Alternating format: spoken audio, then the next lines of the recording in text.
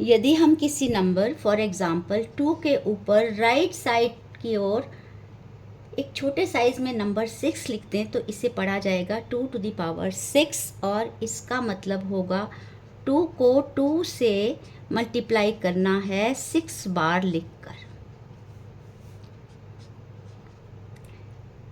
5 के ऊपर 4 लिख दें तो इसे पढ़ा जाएगा 5 टू द पावर 4 और इसका मतलब होगा 5 को 5 से ही मल्टीप्लाई करना है 4 टाइम्स।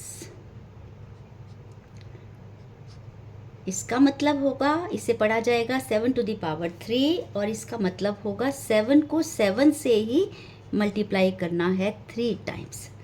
अब क्योंकि 2 इंटू 2 इंटू 2 6 टाइम्स होता है 64, तो फिर हम 64 को 2 टू द पावर 6 लिख सकते हैं। 5 इंटू 5 इंटू 5 4 टाइम्स होता है 625, तो फिर हम 625 को 5 टू द पावर 4 की तरह लिख सकते हैं। 7 इंटू 7 इंटू 7 होता है 343, तो 343 को 7 की पावर 3 की तरह लिखा जा सकता है।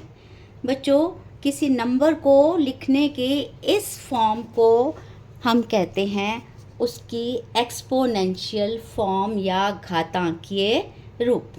और यहाँ पर जो नीचे नंबर लिखा हुआ है 5 7 2, इसे कहते हैं बेस या आधार। और ये जो ऊपर छोटा नंबर लिखा हुआ है 6 4 3, इसे कहते हैं पावर, एक्सपोनेंट या घातांक। बेस हमें बताता है कि कौन सा नंबर मल्टीप्लाई होना है बार बार, और पावर बताती है कि उसे कितनी बारी मल्टीप्लाई होना है। तो 64 की एक्सपोनेंशियल फॉर्म है 2 रेज़ टू द पावर 6, 625 की एक्सपोनेंशियल फॉर्म है 5 रेज़ टू द पावर 4 और 343 की एक्सपोनेंशियल फॉर्म है 7 रेज़ टू द पावर 3। बच्चों, हर नंबर को एक्सपोनेंशियल फॉर्म में नहीं लिखा जा सकता, लेकिन कुछ नंबर्स ऐसे हैं जिनकी एक से ज़्यादा एक्सपोनेंशियल फॉर्म होती है। जैसे 64 को हम 2 रेज़ टू द पावर 6 लिख सकते हैं, आप देख चुके हैं। इसे 4 रेज़ टू द पावर 3 भी लिखा जा सकता है और 8 रेज़ टू द पावर 2 भी लिखा जा सकता है। 625 5 रेज़ टू द पावर 4 तो है ही, ये 25 रेज़ टू द पावर 2 भी है। इसी तरह से ये नंबर 1024 को हम लिख सकते हैं 2 टू द पावर 10 या 4 टू द पावर 5 और 32 टू द पावर 2। वैसे आप जानते ही हैं, लेकिन मैं दोहराना चाहूँगी कि ये जो पावर 2 है इसे हम स्क्वायर या वर्ग भी कहते हैं, और पावर 3 को हम क्यूब या घनमूल भी कहते हैं। तो ये जो 32 की पावर 2 है इसे 32 स्क्वायर भी कहा जाएगा और 32 का वर्ग भी कहा जा सकता है। 4 टू द पावर 3 को 4 का क्यूब या ये 4 का घनमूल नहीं, ये 4 का घन कहा जाएगा। तो हमने देखा कि नंबर्स को उनकी एक्सपोनेंशियल फॉर्म में लिखा जा सकता है, और इस एक्सपोनेंशियल फॉर्म के बदले आसानी के लिए कभी कभी हम इन्हें सिर्फ एक्सपोनेंट्स भी कह देते हैं। आप जानते हैं कि हम अपने होल नंबर्स को ऐड, सब्ट्रैक्ट, मल्टीप्लाई या डिवाइड कर सकते हैं, लेकिन एक्सपोनेंट्स को ऐड या सब्ट्रैक्ट नहीं किया जा सकता। इन्हें सिर्फ मल्टीप्लाई और डिवाइड किया जा सकता है, और उसकी भी ये शर्त है कि एक्सपोनेंट्स का या तो बेस सेम हो या फिर उनकी पावर सेम हो। इसलिए ये जो सारे एक्सप्रेशंस हैं, इन्हें सॉल्व करने के लिए हमारे पास कोई लॉ नहीं है। अगर हमें इन्हें सॉल्व करना भी है तो पहले हम इन्हें इनकी नॉर्मल फॉर्म में लाएंगे और फिर इन्हें सॉल्व किया जा सकेगा। ये देखिए, ये 125 माइनस 100 हो गया 25, ये हो गया 16 इंटू 9 144। कहने का मतलब है कि इस तरह के एक्सप्रेशंस को हम इसी फॉर्म में लिखकर सॉल्व नहीं कर सकते, लेकिन ये सब जो क्वेश्चंस लिखे हैं इनको सॉल्व करने के लिए हमारे पास डेफिनेटली कुछ लॉज हैं, क्योंकि यहाँ पर हम सेम बेस या सेम पावर वाले एक्सपोनेंट्स को मल्टीप्लाई या डिवाइड कर रहे हैं, और इन्हें सिंप्लीफाई करने के जो लॉज हैं उन्हें कहते हैं लॉज ऑफ एक्सपोनेंट्स। तो बच्चों, स्वागत है आपका मेरे चैनल हैप्पी मैथ्स पर, जहां आज के वीडियो लेसन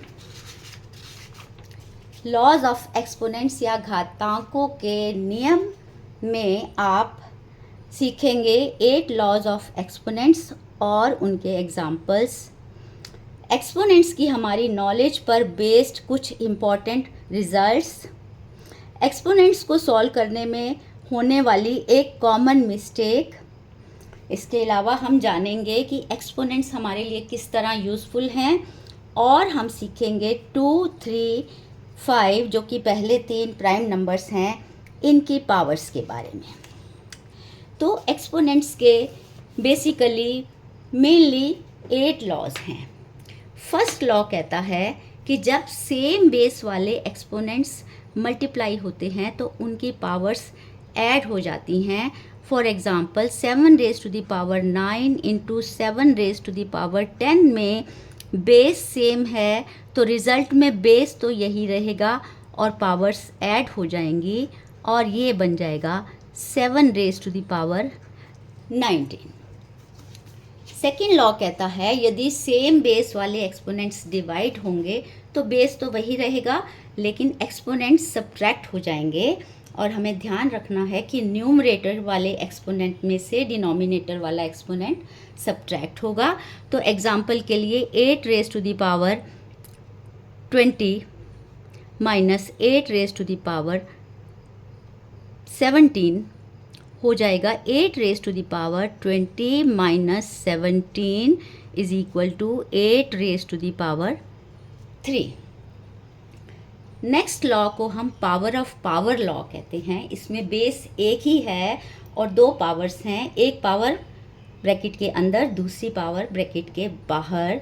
तो इसे सिंप्लीफाई करने के लिए बेस तो यही रहता है और जो पावर्स हैं वो आपस में मल्टीप्लाई हो जाती हैं।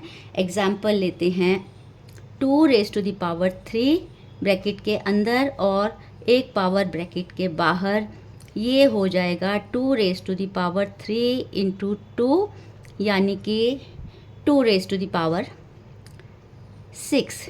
लेकिन आपको ध्यान रखना है कि यदि हमें इस तरह का कुछ लिखा मिले जहाँ ब्रैकेट ना हो तो इसके लिए हम 3 और 2 को मल्टीप्लाई नहीं करेंगे, इसे इस तरह से सॉल्व करेंगे।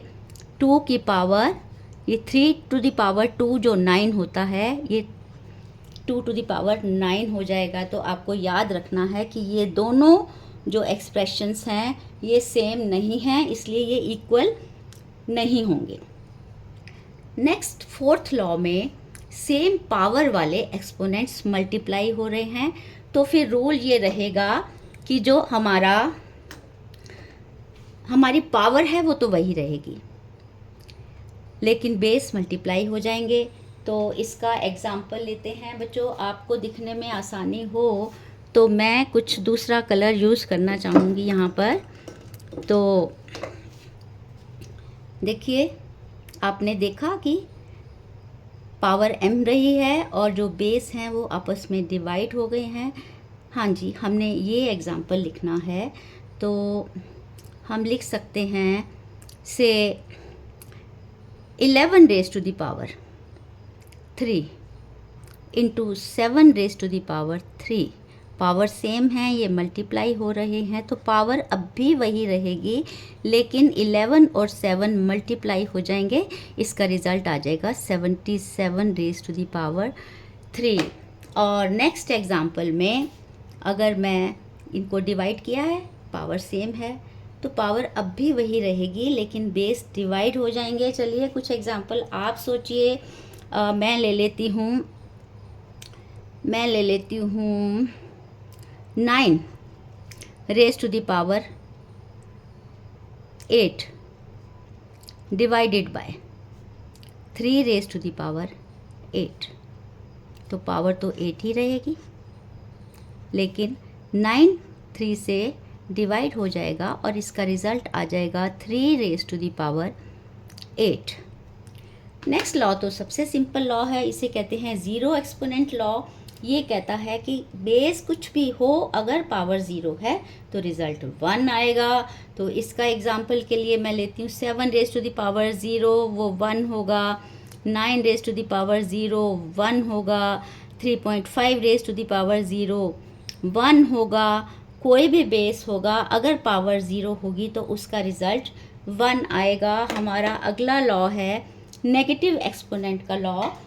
इस लॉ के अकॉर्डिंगली जब एक्सपोनेंट या पावर नेगेटिव हो तो ये बेस के रेसिप्रोकल की पॉजिटिव पावर के इक्वल होती है। यानी जब भी आपकी पावर नेगेटिव होगी, आपको क्या करना है, पावर को बना देना है पॉजिटिव और बेस का लिख देना है रेसिप्रोकल। तो एग्जाम्पल के लिए मैं लेती हूँ 7 रेज टू द पावर -3। तो हम क्या करेंगे, 7 जो बेस है इसका बना देंगे रेसिप्रोकल और पावर को पॉजिटिव कर देंगे।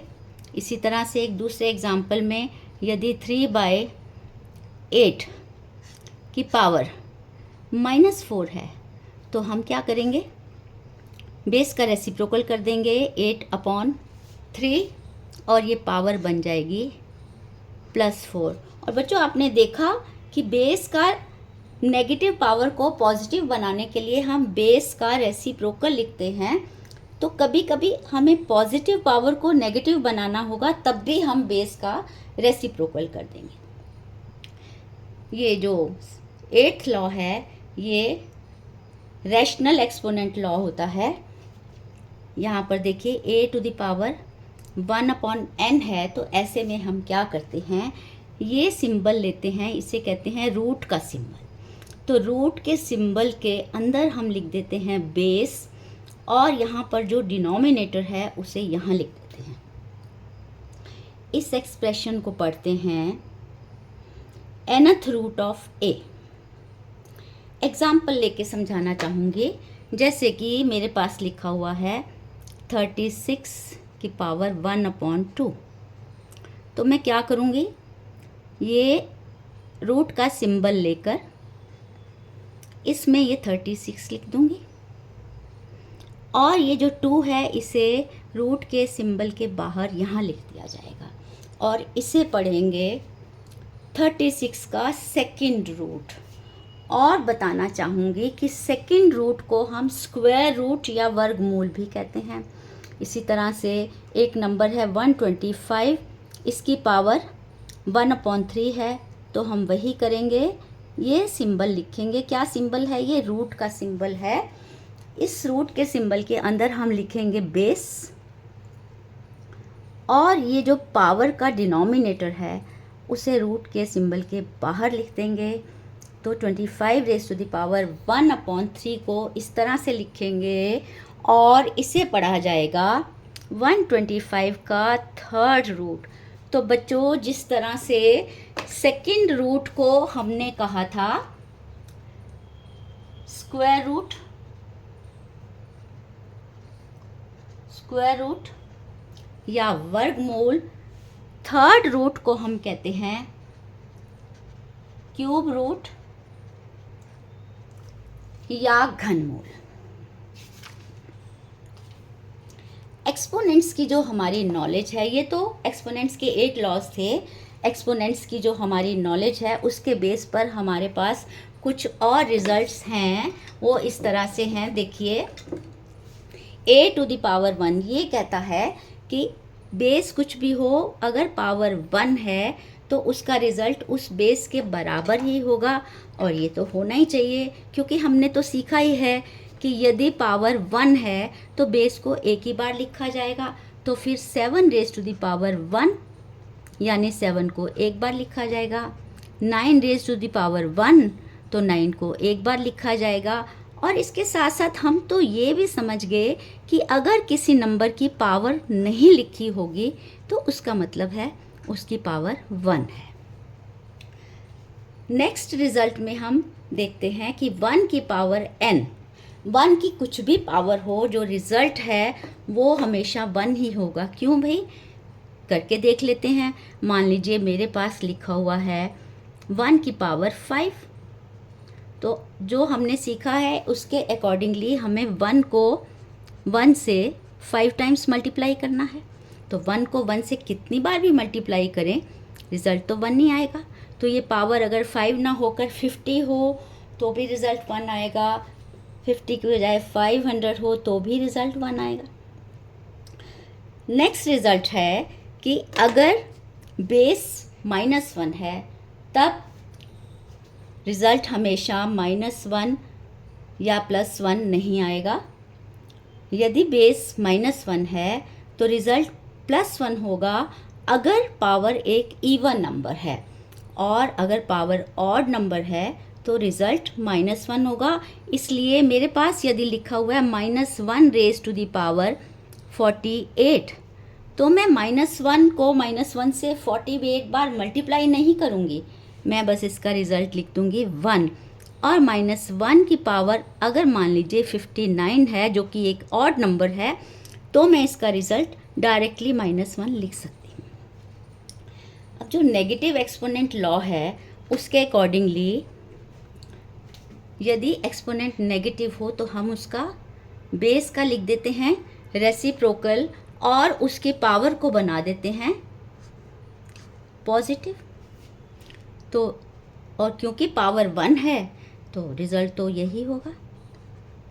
तो इससे हम ये सीखते हैं कि किसी नंबर की नेगेटिव पावर, किसी नंबर की पावर -1 उस नंबर का रेसिप्रोकल होता है। तो फिर 11 की पावर -1 का मतलब रेसिप्रोकल ऑफ 11, 23 की पावर -1 का मतलब होगा रेसिप्रोकल ऑफ 23। अब हमने एक रैशनल एक्सपोनेंट वाला 8th लॉ किया था, जिसमें कि डिनोमिनेटर यहाँ लिख दिया जाता है और बेस को अंदर लिखा जाता है। तो यदि पावर m/n हो तो हम क्या करते हैं, देखिए इसे किस तरह से सॉल्व किया गया है। यहाँ पर हमने क्या किया, a raise to the power n/n को लिख दिया a raise to the power m into 1/n, हम लिख सकते हैं ना। और फिर इसे हम लिखते हैं a raise to the power m bracket के अंदर थर्ड लॉ के accordingly, power of power law के अकॉर्डिंगली, और 1/n आ गया बाहर। तो फिर जो हमने 8th लॉ किया था उसके अकॉर्डिंगली हम base a to the power m को यहाँ लिख देंगे और n को यहाँ ले आएंगे। दो और इम्पॉर्टेंट रिजल्ट्स हैं। ये कहते हैं कि यदि इक्वालिटी के साइन के दोनों ओर एक्सपोनेंट्स लिखे हुए हैं, अगर उनका बेस सेम है तो इसका मतलब उनकी पावर भी सेम होगी, और अगर दो एक्सपोनेंट्स की वैल्यू इक्वल है, यदि उनकी पावर सेम है तो उनका बेस भी सेम होगा। बच्चों, एक्सपोनेंट्स हमारे लिए बहुत यूज़फुल हैं। उनका एक बहुत ही इंटरेस्टिंग यूज़ ये है कि हमारे पास हमारी दुनिया में बहुत बड़े बड़े नंबर होते हैं और बहुत छोटे छोटे नंबर्स भी होते हैं। जैसे मास ऑफ अर्थ या पृथ्वी का जो भार है या द्रव्यमान है वो कितना होता है, मालूम कितना होता है? 5, 7, 9, 6 के आगे मैंने तो गिनी थी 21 ज़ीरोज़ हैं। ऐसे नंबर को तो देखकर दिमाग चकरा जाता है। ना तो हम इसे पढ़ पाते हैं, ना बोल पाते हैं, ना बता सकते हैं कि ये कितना बड़ा है, ना हमें इसका नाम पता है। इसी तरह से छोटे नंबर्स भी हैं हमारे पास। ये जो बैक्टीरिया होता है, कीटाणु होता है, उसका साइज़ मालूम कितना होता है? 0.00000 7 बार 0, उसके बाद 5 इतने मीटर होता है। ये एक बहुत छोटा नंबर है। तो एक्सपोनेंट्स की हेल्प से हम इन नंबर्स को शॉर्ट फॉर्म में लिख सकते हैं। देखिए इसकी शॉर्ट फॉर्म ये है इस नंबर की शॉर्ट फॉर्म ये है और इस शॉर्ट फॉर्म को हम कहते हैं इनकी साइंटिफिक नोटेशन। तो ये साइंटिफिक नोटेशन में जब हम बहुत बड़े या छोटे नंबर को लिख लेते हैं तो नंबर 1 हमें ये नंबर लिखना आसान हो जाता है, हमें ये नंबर समझ आता है देखकर, ये 10 की पावर देखकर कि ये कितना बड़ा है, या 10 की नेगेटिव पावर को देखकर समझ जाते हैं ये कितना छोटा है। और इस साइंटिफिक नोटेशन की हेल्प से हम नंबर्स को बड़ी आसानी से कंपेयर भी कर सकते हैं, बता सकते हैं कि कौन सा नंबर छोटा है, कौन सा नंबर बड़ा है। तो हमने एक्सपोनेंट्स के जो 8 लॉज किए हैं और एक्सपोनेंट्स की नॉलेज के बेस पर जो कुछ इम्पॉर्टेंट रिजल्ट्स देखे हैं, मैंने उनकी समरी यहाँ पर लिख दी है। आप चाहें तो इसका स्क्रीनशॉट ले सकते हैं। बच्चों, ये दोनों कॉलम्स को अच्छी तरह से समझकर रट लीजिए और इसके साथ साथ 2, 3 और 5 जो पहले 3 प्राइम नंबर्स हैं, इनकी इन पावर्स को भी रट लीजिए। मेरा विश्वास कीजिए, ऐसा करने से आपकी एक्सपोनेंट्स की कैलकुलेशन बिल्कुल सही होगी, आसान होगी और फास्ट हो जाएगी। अब आपके लिए एक छोटा सा क्विज़ है, देखें आप कुछ जानना चाहेंगे, अपनी नॉलेज चेक करना।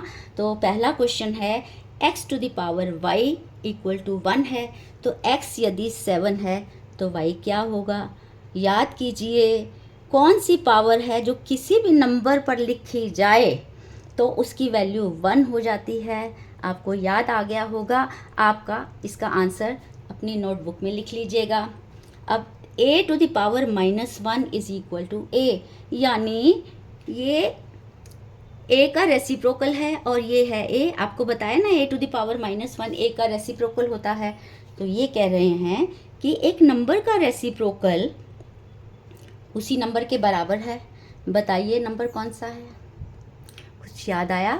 आप पढ़ चुके हैं कि हमारे पास एक नहीं 2 नंबर्स ऐसे हैं जो अपने रेसिप्रोकल के बराबर होते हैं। ना याद आए तो अपने फ्रेंड से डिस्कस कीजिए, अपनी बुक में से ढूंढिए। थर्ड क्वेश्चन में 9 raise to the power k is equal to 9 है, तो k क्या होगा? कितना सिंपल है। आपने अभी अभी देखा, जो हमने रिजल्ट्स देखे थे कि एक पावर ऐसी है जो किसी नंबर के ऊपर लगा दी जाए तो रिज़ल्ट वही नंबर होता है। नेक्स्ट क्वेश्चन देखिए, a to the power x is equal to x to the power a है, तो अगर a 2 है तो x क्या होगा? आपको दिमाग लगाना है कि x क्या लिखें कि दोनों तरफ सेम रिज़ल्ट आए। अब ये थर्ड लॉ जो पावर ऑफ पावर लॉ है, उसका यूज़ होगा इस क्वेश्चन में। पूछा गया है इन दोनों में से कौन सा बड़ा है, आपको सोचकर बताना है। लास्ट क्वेश्चन, y एक ऐसा नंबर है जिसका कोई रेसिप्रोकल नहीं है, यानी कि वो नंबर कभी डिनोमिनेटर में आता ही नहीं है, और जब आ जाता है तो हम हिंट दे रही हूँ, वो नंबर जब आ जाता है डिनोमिनेटर में तो हम कहते हैं इट इज़ नॉट डिफाइंड, ये अपरिभाषित है। याद कीजिए ये कौन सा नंबर है। तो बच्चों, मेरे साथ अंत तक बने रहने के लिए थैंक्स। उम्मीद करती हूँ आपको वीडियो यूज़फुल लगा होगा। यदि यूज़फुल लगा है तो इसे अपने फ्रेंड्स के साथ ज़्यादा से ज़्यादा शेयर कीजिए। चैनल पर यदि नए हैं तो इसे सब्सक्राइब भी कर लीजिए और इसी तरह से मेहनत करते रहिए, आगे बढ़ते रहिए। मिलेंगे मेरे अगले वीडियो में कुछ नया सीखने के लिए अपने ही चैनल हैप्पी मैथ्स पर। तब तक के लिए good bye and good wishes.